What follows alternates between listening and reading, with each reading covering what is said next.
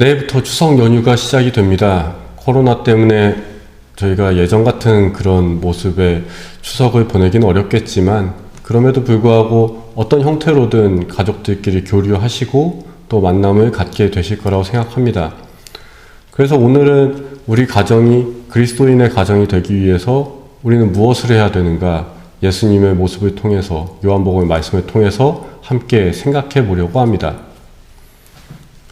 요한복음은 다른 복음서들, 공관복음서와는 좀 다릅니다.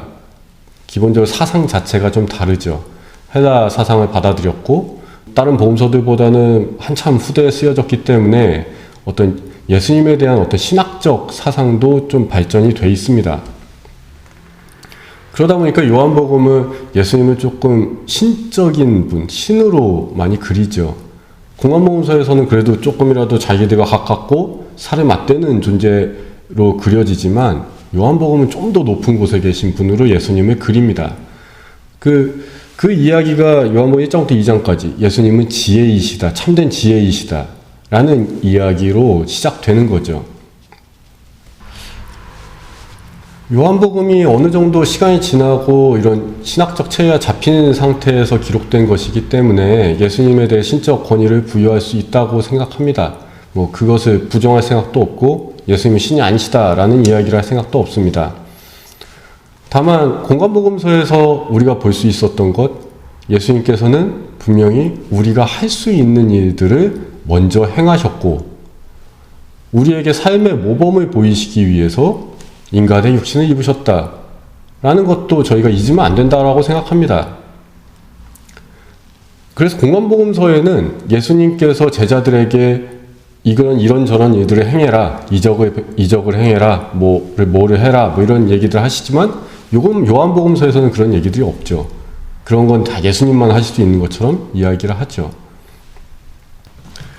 요한복음이 아무리 예수님을 신적인 어떤 분으로 그리고 있다고 해도, 사실 요한복음이 봤던 예수님, 그러니까 요한복음이 기록한 공동체, 그 공동체에 예수님의 이야기를 전해준 그 어떤 제자가 봤던 예수님의 모습은 아마도 똑같을 겁니다.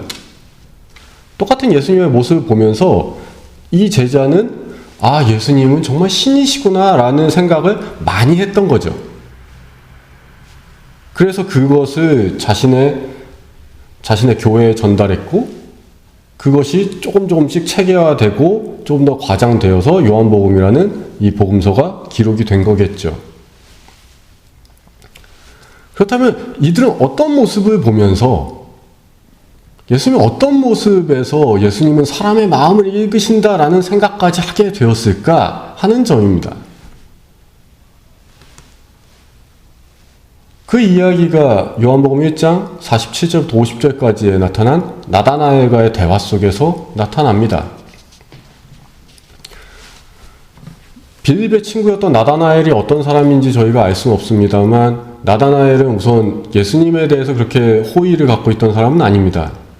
왜냐하면 그는 나사렛이라는 예수님께서 자라나신 지역에 대해서 상당히 부정적인 견해를 갖고 있었기 때문입니다.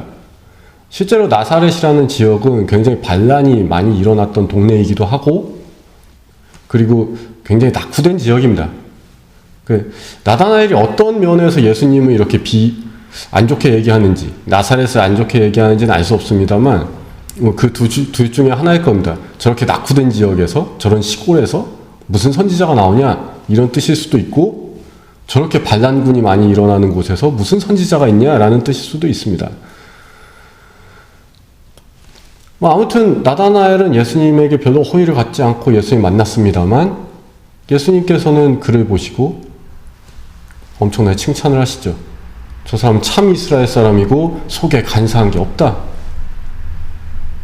나다나엘이 예수님에게 당신이 나를 어떻게 아십니까? 라고 여쭤보니까 예수님께서 이런 대답을 하십니다. 나는 네가 무화과나무 아래에 있을 때부터 봤다. 이게 무슨 의미인지 저희는 알 수가 없습니다. 학자들도 여기에 대해서 깨끗하게 설명해 주는 사람이 없습니다. 다들 조금씩 애매한 설명을 하죠. 어쩌면 저는 이런 생각도 합니다. 이 요한복음을 기록한 이 공동체도 이게 무슨 뜻인지 몰랐을 수 있다. 그냥 이런 일화가 있다는 걸 알고 있지만 그게 정확히 무슨 의미인지는 모를 수 있다라는 겁니다. 예수님과 나다나엘 둘만이 아는 이야기일 수 있습니다. 다만 이 대화를 보면서 어떤 제자가 그것을 예수님께서 나다나엘의 마음을 읽으셨다라고 생각했다는 겁니다. 그리고 그렇게 전하는 거죠. 예수님이 마음을 읽으신 그 일화다. 물론 더 많은 일들이 있었겠지만 그 대표적인 이야기로 이 나다나엘과의 대화를 집어넣은 거죠.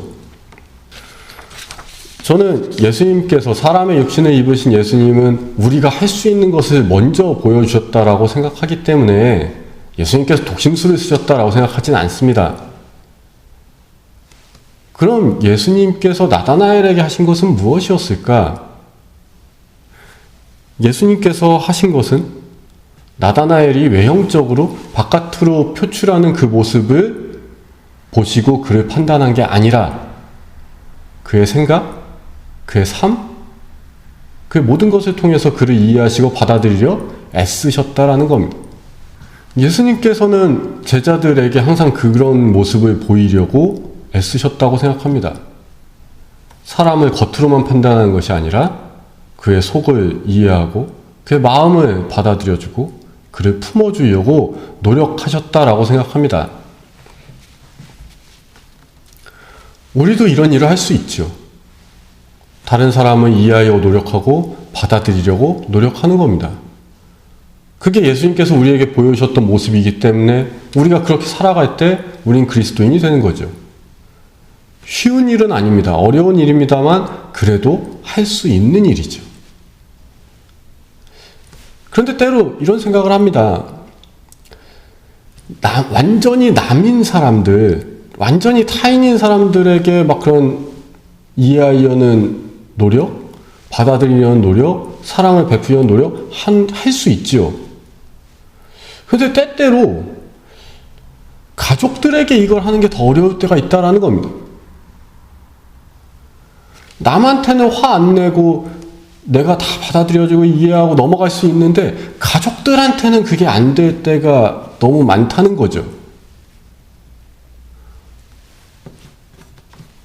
명절 때도 항상 명절 지나고 나면 항상 가족들끼리 싸운 얘기 계속 TV에 나오지 않습니까? 그 왜 그럴까? 왜 가족끼리 더 이런 걸 못할까? 라는 생각을 계속 하다가 제가 내린 결론은 이겁니다.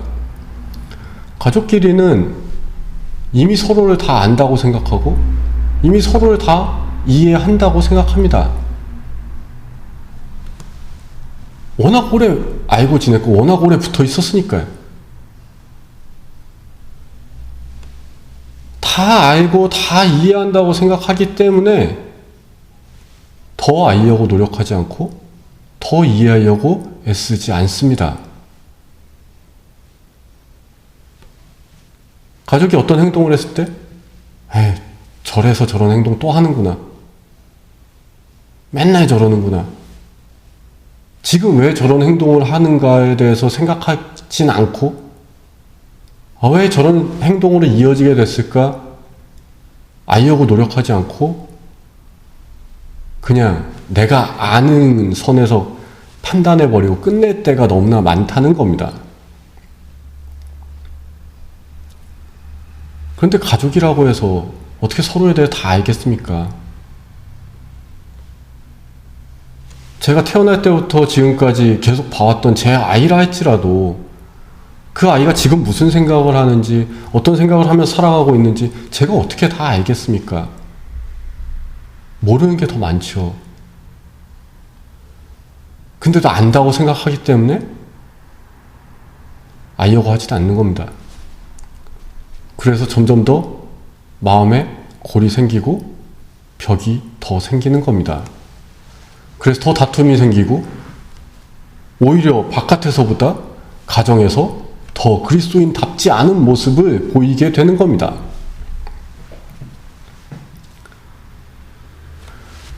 우리 그리스도인의 삶은 언제나 가정에서부터 시작됩니다. 가정에 소홀하면서 밖에서 그리스도인답게 살아간다? 그건 있을 수가 없죠. 내 가족에게도 못하는 사람이 어떻게 바깥에서 딴 사람들에게 잘하겠습니까? 그거는 정말 거짓된 것이고 올바르지 않은 것이죠. 예수님께서는 항상 남을 이해하고 받아들이려고 애쓰며 노력하시는 모습을 우리에게 보여주셨습니다. 요한복음은 그것을 마음을 다 읽으셔서 저렇게 했다라고 생각했지만 실제로는 예수님께서 너희들도 할 수 있다라면서 보여주신 모습입니다. 이번 추석이 나는 내 가족을 이해하고 받아들이려고 얼마나 애쓰고 있었는가, 얼마나 노력했는가를 다시 생각하시는 기간 되었으면 좋겠습니다. 얼마나 서로를 사랑하려고 노력했는가. 나는 이 집 안에서 그리스도인이었는가. 그걸 다시금 생각하시는 기간이 되었으면 좋겠습니다. 그리고 여러분들이 가정에서 그런 노력을 하실 때 우리의 가정은 그리스도인의 가정이 되겠죠. 우리 집은 그리스도인의 집이 될 것입니다. 그리고 그곳엔 분명히 예수님께서 함께 하시고 하나님께서 함께 하실 겁니다. 우리의 그런 모습은 당연히 세상으로도 표출될 것입니다. 우리 가정을 통해서 그리스도의 향기가 널리 퍼져나갈 겁니다. 그러면 우리 가정에서부터 하나님의 나라가 시작되는 거죠. 이런 귀한 사명을 감당하시는 여러분 되시고 그런 일들이, 그런 놀라운 역사가 일어나는 이 추석 한 주간이 되었으면 좋겠습니다. 서로를 이해하고 받아들이려고 애쓰고 노력하고 또 더욱 사랑하려고 애쓰고 노력해서 참된 하나님의 사랑으로 가득 찬 가정을 만드시고 또 그 그리스도의 향기가 여러분 가정 밖으로도 퍼져나가게 되는 그런 기간 되시길 바랍니다. 하나님께서 함께 하시고 예수 그리스도께서 여러분과 함께 하실 겁니다. 그리고 여러분께서 노력하신 그만큼 더욱더 큰 은혜를 내리시고 더욱더 큰 사랑으로 여러분에게 채워주실 겁니다. 그 귀한 은혜와 사랑을 충만히 누리시는 한 주간 되시길 주님의 이름으로 축원합니다.